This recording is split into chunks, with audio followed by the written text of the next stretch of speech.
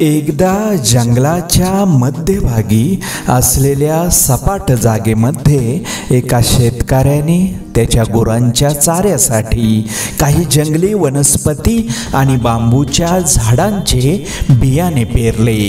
एका वर्षातच इतर जंगली वनस्पतींची वाढ इतक्या जोमाने झाली की सगळीकडे हिरवळ पसरली। मात्र बांबूचे बियाणे पेरलेल्या जागी काहीच उगवले नाही। निराश न होता शेतकऱ्याने आपले प्रयत्न चालूच ठेवले।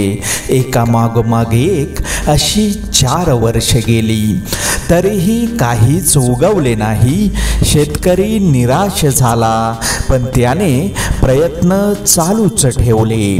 शेवटी 5व्या वर्षी शेतकऱ्याला त्या जागेवर छोटे छोटे कोंब दिसू लागले आणि बघता बघता फक्त 6 महिन्यांच्या कालावधीतच त्या कोंबांचे रूपांतर 100 फुटांच्या घनदाट बांबूच्या जंगलात झाले।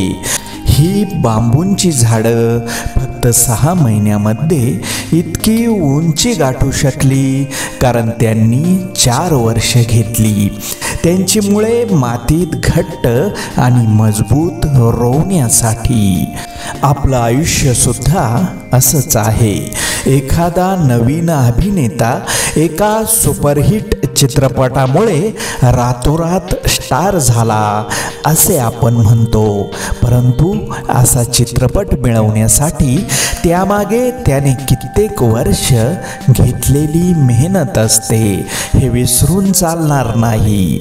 अडचणींमुळे अपयश आले म्हणून वेळ वाया गेला असे समजू नका।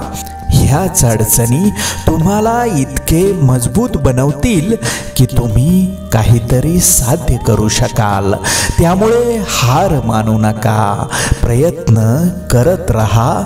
जीवनात येणारे यश अपयशाचे क्षण आयुष्यात अनुभव नावाच्या शिदोरीला मोठं करत असतात।